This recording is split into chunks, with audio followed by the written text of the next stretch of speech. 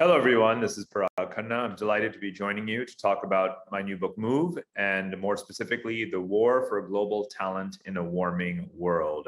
I'll start by giving a few slides as an overview and looking forward to the subsequent conversation. So the first point I'd like to make is that we live in a very complex world in which, as I say here, you don't get to pick your crisis. You may remember in early 2020 when the great lockdown happened and suddenly the skies cleared over parts of India that had been highly polluted and elsewhere. And we thought to ourselves, maybe one fringe benefit of the lockdown is that we will help to reduce greenhouse gas emissions and make a dent in solving global warming. Well, of course, that's not what happened. Right, 2020 witnessed record temperatures, of course, and other climatic disasters, meteorological events, and so forth. And it turns out that, of course, we cannot neatly separate the pandemic, climate change, the labor shortages that our economies have experienced as a result of the lockdowns, continued political polarization, and other sorts of, political deterioration at the same time. All of these forces are always colliding simultaneously, and that's the nature of complexity.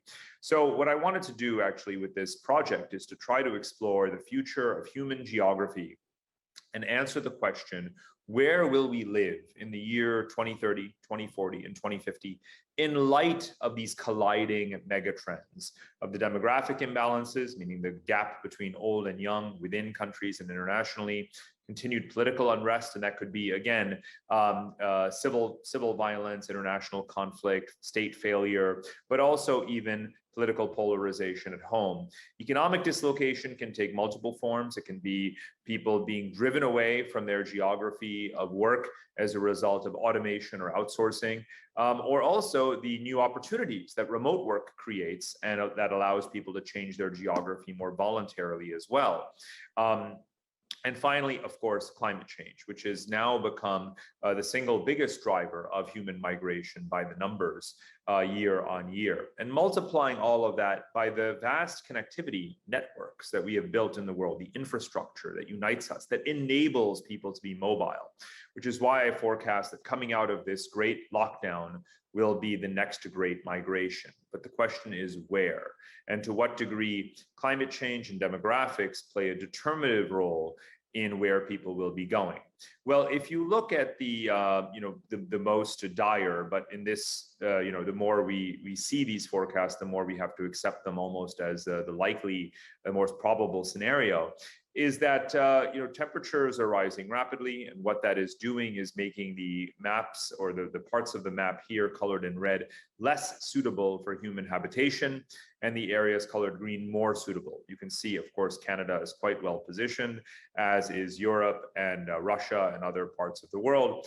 But note where most of the human population lives today is, of course, in areas that are going to be significantly heat stressed, water stressed, and face other kinds of climate challenges. And of course, this is not an all or nothing scenario that simply occurs when you flip a switch in the year 2040. We are already very much in this world as it is becoming the colors in a way that you see on this map. Again, red does not mean utterly unlivable, but it means decreasingly suitable for human habitation. And if you look at for example, the droughts or the so-called zero-day events where cities run out of water, in just the last 2 years, that's afflicted major cities like Sao Paulo in Brazil, Dakar in Senegal, Chennai in India, Cape Town, South Africa, and so forth. So, we clearly are not prepared for this scenario environmentally. And so the question I ask again is, what is the future of human geography? Where inevitably, inexorably, will people be shifting and moving despite the political obstacles that resist human migration today? The second factor to be considered in terms of the big picture backdrop is demographics. We are at a very significant inflection point that no one alive today could really ever have imagined during the 20th century, because during the 20th century, the world population actually quadrupled to the 8+ billion people that it is today. But fertility began to taper off in the 1970s. And we're seeing the effects of that now with this scenario that we are rapidly approaching that I call peak humanity, which is to say that potentially as early as the year 2040, we will reach less than roughly 9 billion people. And that will be the maximum number of people that will ever live on this earth, as far as anyone can imagine. And this is coming much sooner than anyone would have expected, given the trend line of the 20th century. Now, you might say this is a very positive thing with respect to climate change, but still, even the resource consumption of 5, 6, 7 billion people is what drove the climate scenario that we're in right now. So even reaching 9 billion people does not mean that we'll suddenly solve climate change. We will need a huge amount of investment in more sustainability to maintain that population. But in fact, because our children are not having children, the world population is likely to begin to decline quite suddenly after that peak humanity moment. You'll note that, you'll recall that there have been 2 major baby busts in just the last dozen years. After the financial crisis, fertility plummeted, and the same thing is what we're going through right now with the pandemic. The second great baby bust. Now, 2 baby busts within basically a decade of each other is a very significant global demographic phenomenon. It is a big deal. And it is accelerating what I have pointed here as the rapid decline scenario trend line, where again, the population of the world will not likely even reach 9 billion people.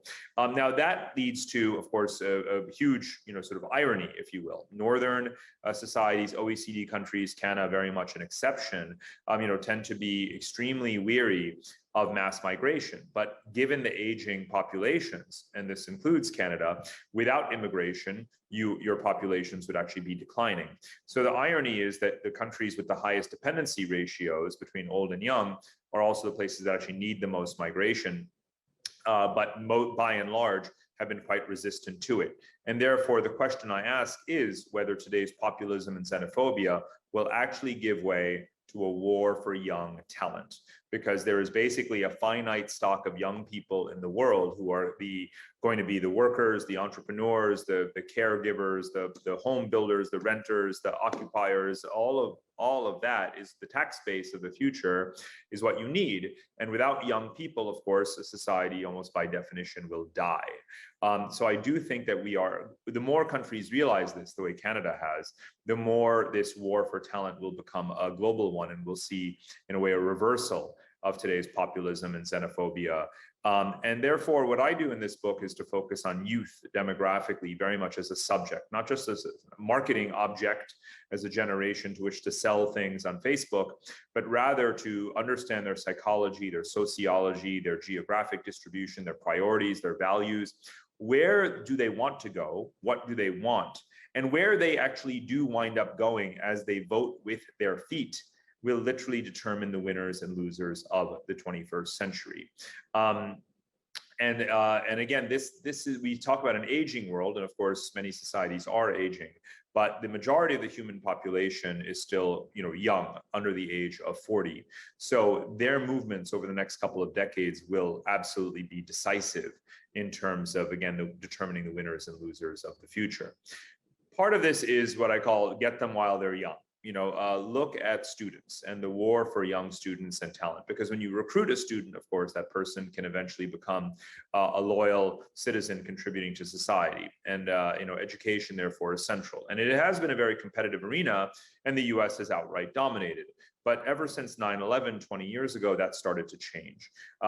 We've seen that there is a more vigorous competition with Canada rising very high up the ranks. And of course, on a per capita basis, Canada has far more foreign students than the United States does. European universities have been changing their medium of instruction to English to compete for, tuition paying, cash-rich Asian students. And so forth, even Japan in particular as well. So I view this as a very, sort of vigorous competition that's underway. And of course, it's very important for the retail economy, for real estate, for the educational sector, and eventually, of course, for innovation and entrepreneurship. So here too, I applaud what Canada is doing. And what you see as well is that in the surveys and rankings of expatriate destinations or global destinations for a world that is increasingly remote in terms of remote work, Canada has also been performing very well in this survey. Canada topped the US Most recently, this is BCG's survey. You also find that this is becoming more and more global. Asian countries like Japan, Australia, Singapore, New Zealand have been considered, more or less safer havens, if you will, during COVID. And of course, there's a lot of other considerations that people take into account around the pathway to permanent residency or citizenship, labor laws and worker rights, and of course, cost of living and so forth. What's so interesting to me is that in this war for young talent, it does apply to really all segments of the value chain today. Lower skilled, medium skilled workers. One of the protagonists, if you will, in my book is the Filipino nurse. If you know anything about your own healthcare system, including that of the US, Gulf countries, Europe too, everyone is fighting for the Filipino nurse. I sort of herald the Filipino nurse as the Lionel Messi of the healthcare profession.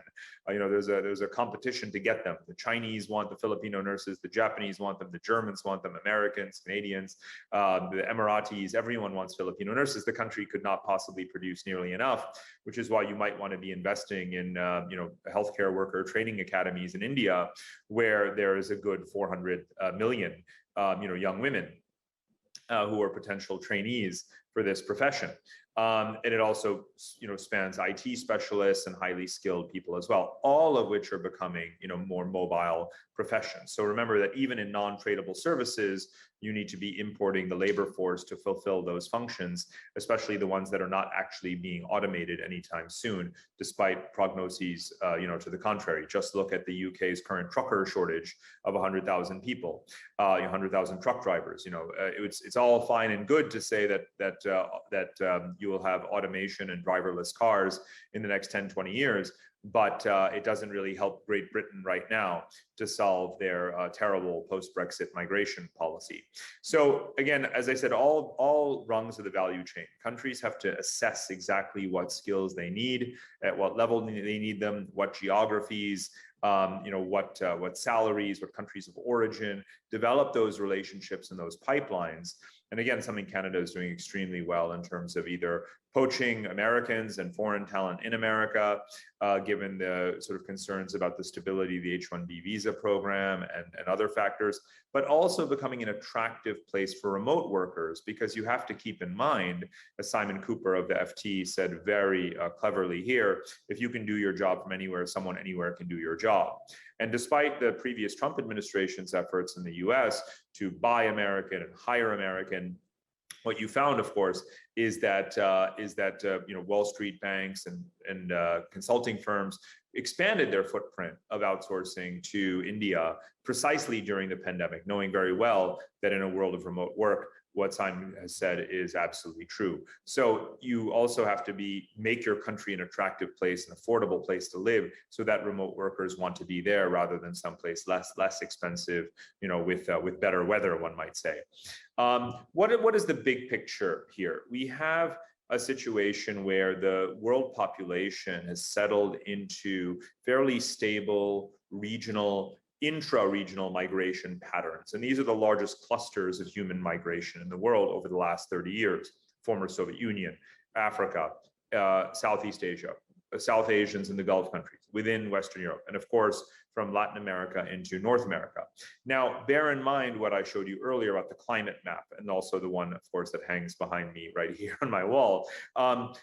We can't view this purely as a technical exercise. There is the climate variable today, which is becoming very significant in people's calculations. In real estate markets, young people are very clear that they don't want to buy a home unless it's in a climate resilient area. These are not considerations that were a big deal for earlier generations.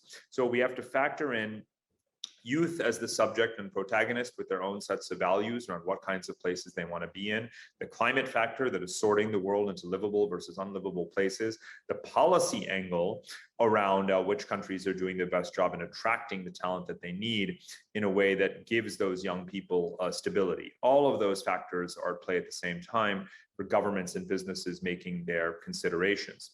What I do in the book Move is not only to talk through all of these policy issues and mega trends, but also geographically identify the places that I call the climate oases of the future. And it's a much broader set. This is a schematic with some stars and patchy zones to roughly explain some of the geographies that I cover and tour in the book. So I talk about various parts of Canada. Europe, again, performs very well, as Canada does, in terms of future climate or microclimate stability. Parts of Russia, less politically friendly, of course, but livable nonetheless. And other sort of corners of the world that I profile, not only for their climate resilience, but ultimately, of course, for their capacity to absorb more people and their policy environment that does so. Now, I want to conclude by saying that, in a world of only 9 or less than 9 billion people and a global terrain, a habitable terrain on the planet Earth of 150 million square kilometers, our human geography is not a question of how to manage overpopulation. Right, there are parts of the world that are overpopulated, but we're actually, again, reaching peak humanity. So we have a distribution problem. Our challenge, and the challenge that I've set for myself, is to achieve a more optimal and productive and sustainable and humane distribution of 9 billion people across 150 million square kilometers of terrain. It's eminently doable if we didn't live in a world of such, political and cultural boundaries as we do today. And my aim is to provide a roadmap, both intellectual, moral, and literally geographical, for how we would do this kind of resettlement. But it's only one scenario out of 4 scenarios in the book. And quite frankly, 3 of the 4 scenarios in the book are quite negative, quite dire. So we have to think very hard and work very hard to lead by example in bringing about this global transformation towards what I call, and what I'll continue to describe in our conversation, a civilization 3.0. You'll be pleased to know that Canada, as I've, I guess, hinted, does come about as close as any place in the world to living up to those ideals.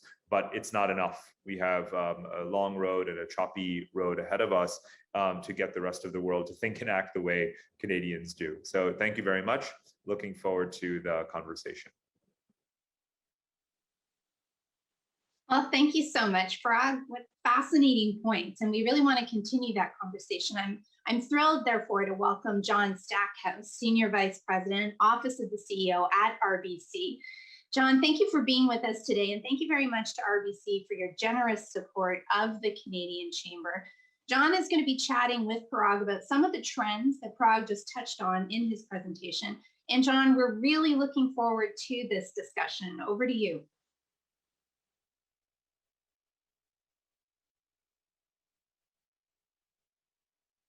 Thank you, Catherine, and Parag, great to connect with you again, even if it's virtual.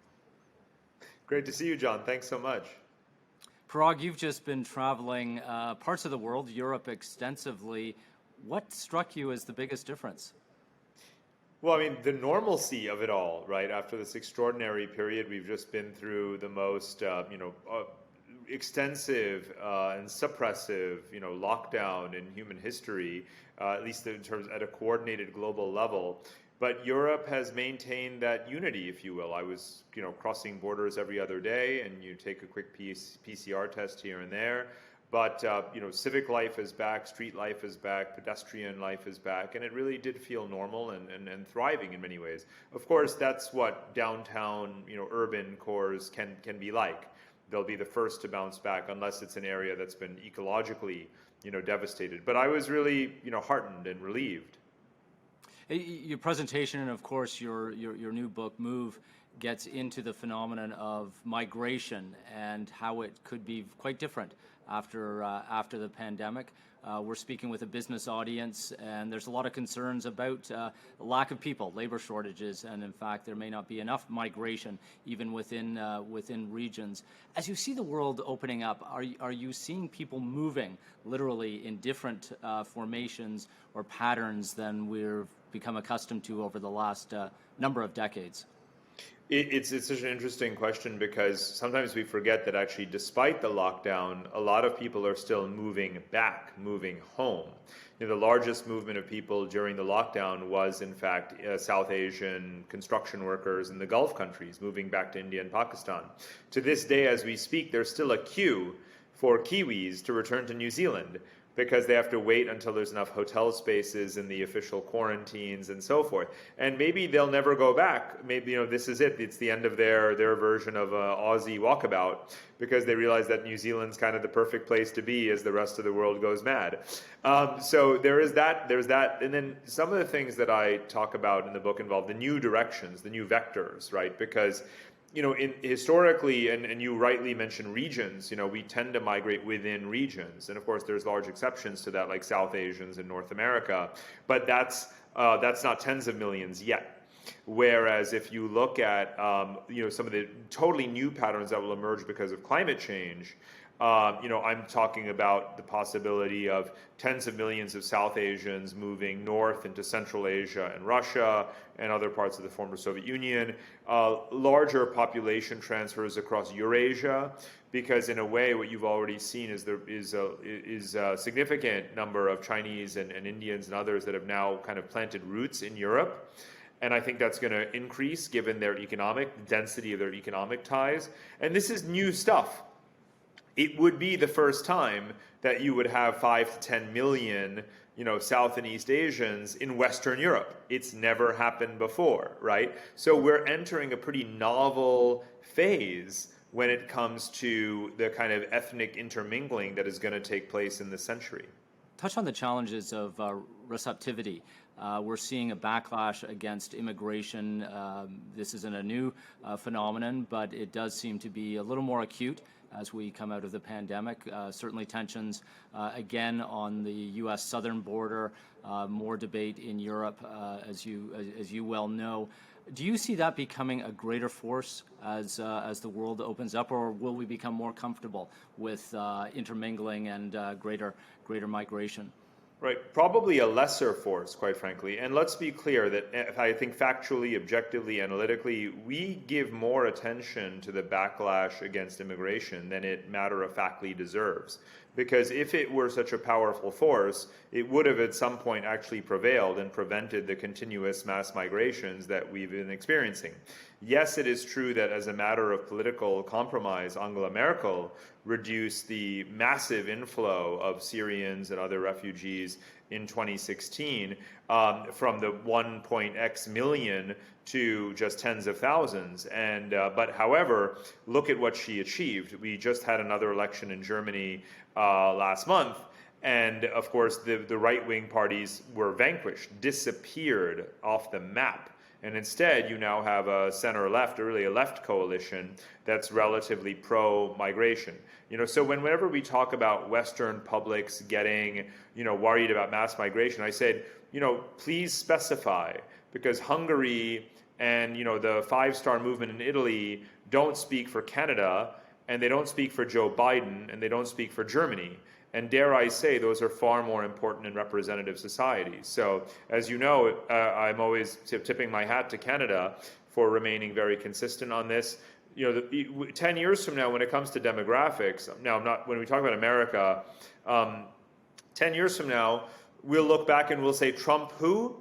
Again, not with respect to political polarization, because that's, baked in and he's made it worse, but with respect to demographics. And we have the data to prove that, because the census just came out. America became more diverse, more Latino, more mixed race, all under Trump's nose.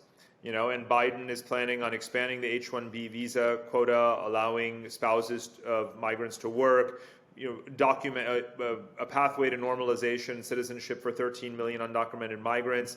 So yes, there's the crisis on the southern border, right? But that too is not representative of the broader thrust of American immigration policy. So, I think on balance, we should give attention where attention is due to the fact that we are mass migration societies. We have been either for centuries in some cases or decades in other cases, and it's working and it's worked. Parag, talk a bit more about the Canadian advantage. It's certainly an advantage for the country, but arguably also for employers. A lot of people listening to this conversation. You have a wonderful global perspective. Give us a sense of how Canada stands out and is perhaps a little more different in the world going through the 2020s.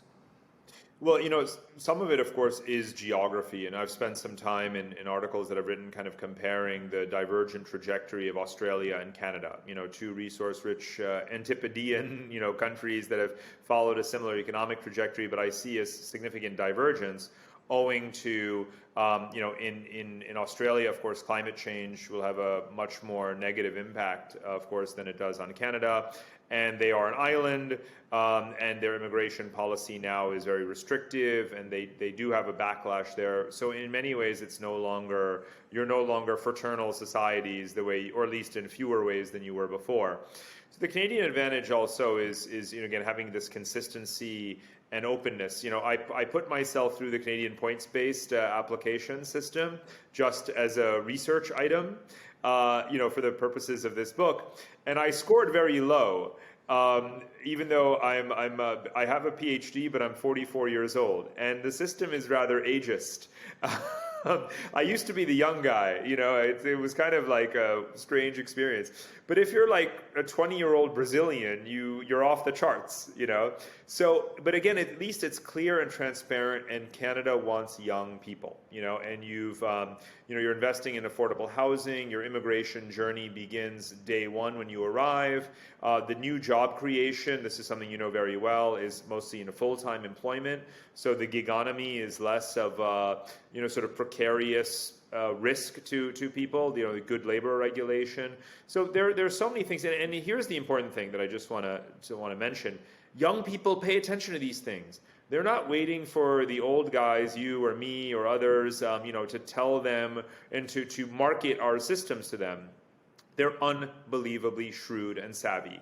The protagonists of this book are the 4.5 billion young people of the world, and they've got this thing called the internet, and they've got message boards and chat groups and WhatsApp and friends and family, and relatives and the grapevine, and they know what the advantages are these systems, and their heads are a perpetual cost of living calculator around where to go and where's the work, and where can my skills be useful and how do I apply, and let's do it. That's how young people are. What is that 20-year-old Brazilian looking for?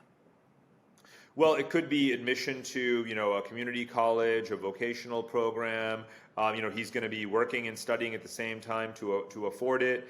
He doesn't want to go back to Brazil other than on a holiday, right? He would love to have a Canadian passport.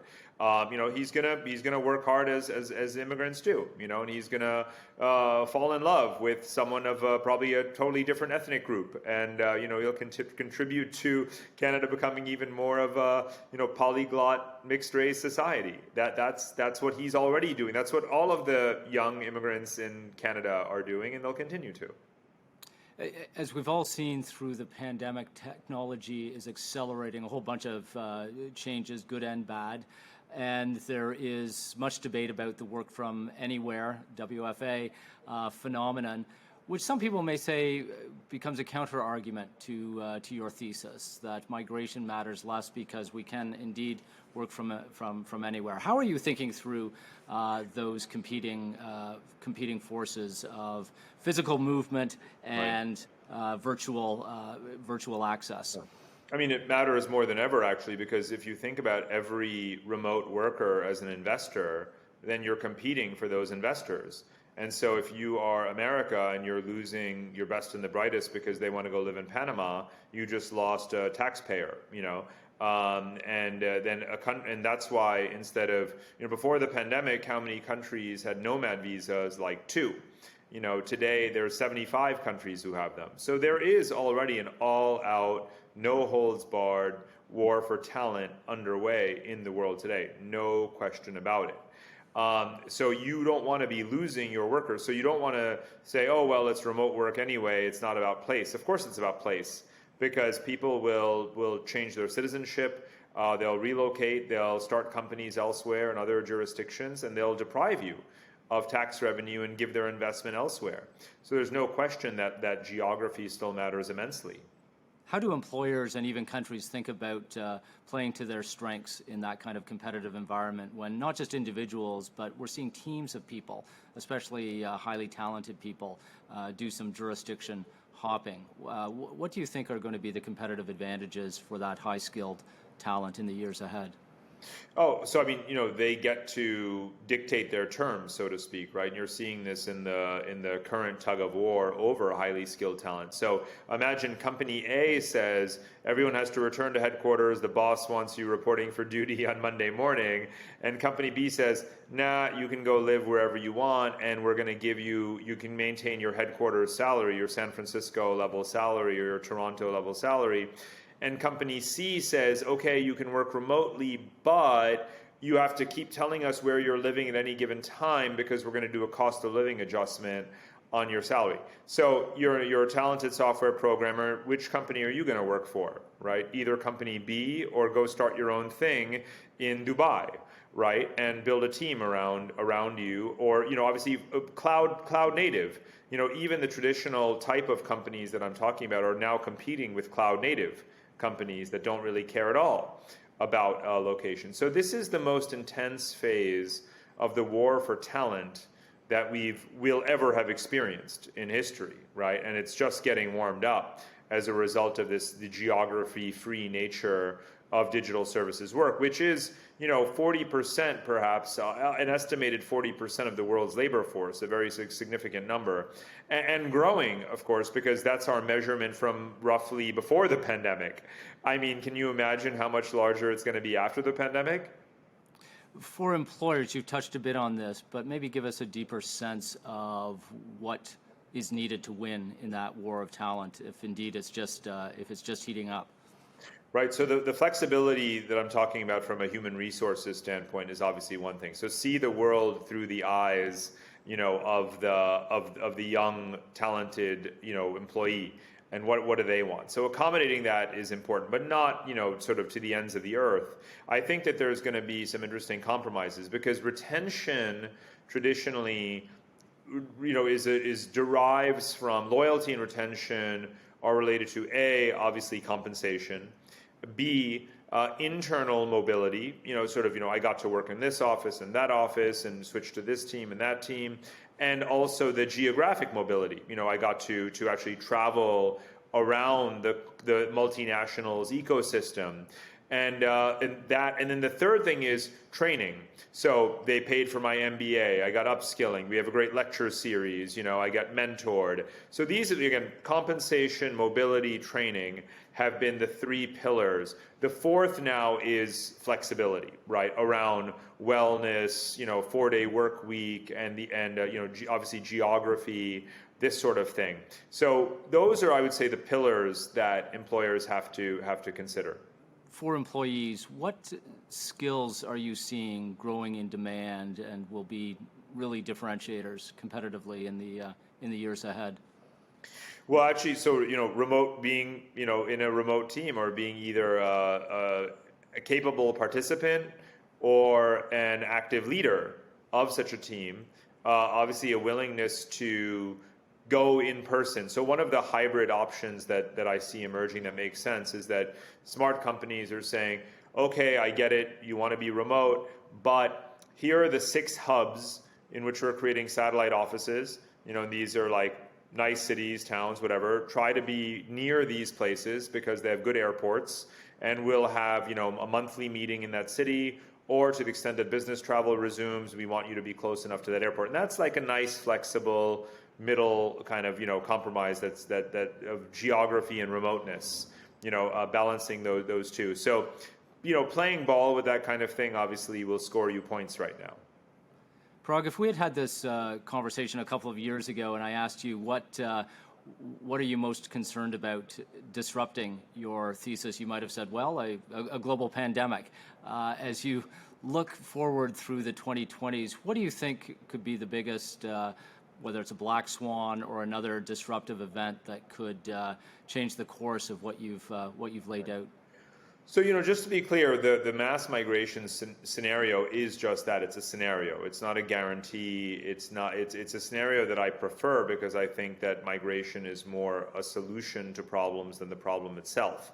But that doesn't mean that it's going to happen. And in fact, of the 4 scenarios in the book, regional fortresses, new Middle Ages, barbarians at the gate, and Northern Lights. Only one of those is a positive scenario in which we actually do undertake this large-scale, peaceful, gradual resettlement and circularity of the human population. The rest of the scenarios are not particularly, warm and fuzzy at all. So in terms of, the counterexamples or the hurdles that stand in the way, it's reality. Most of reality is not yet accommodating, but I do think that there's basically two kinds of countries in my view. Those that in the northern world, those that realize that they have these labor shortages and need to actually make migration, skilled migration, more efficient into their countries, and those that haven't realized it and therefore will be losers in this war for talent that I'm talking about. But I would say the primary, burden or the primary obstacle is just the fact that we may not be appreciating just how rapidly this demographic deflation is happening and how rapidly we need to compensate for it. Again, Canada being an exception because you have realized it. And then, of course, the pace of climate change and just how devastating that is for societies that are also currently the home for the majority of the world's young people, which is really our future global civilizational demographic. So underestimating those two things leads to collective ruin. As we wrap up, Parag, I wonder if you can point to one thing that we should all focus on to get us to that better scenario than the more negative outcomes you lay out in your book. Mm-hmm. Well, here's the thing. We have COP26 as the, center of people's attention, and so much of the focus is on, mitigation, right? How do we reduce greenhouse gas emissions, decarbonize industries, do carbon capture storage, even geoengineering? And I support every one of those Manhattan projects. However, it's not enough. Not only is it not enough in terms of mitigating climate change potentially, but it's not near. It doesn't speak at all to adaptation. And I'm in the camp that says, right now, today, as we speak, even as we make our best efforts at climate mitigation, there are billions of people who need support with adaptation. And I want us to balance out those agendas, balance out those priorities. And again, the best way to adapt is to move, right? Literally to physically move away. And that's not just for poor countries. That's happening when there's extreme flooding in Germany. It's happening when there are forest fires in the United States. Wealthy people and poor people are affected significantly all across the world. So I want us to take seriously the adaptation agenda as much as we do the mitigation agenda. Parag, this has been an exceptional conversation as always. Thank you for your time. Thank you so much, John. Such a pleasure.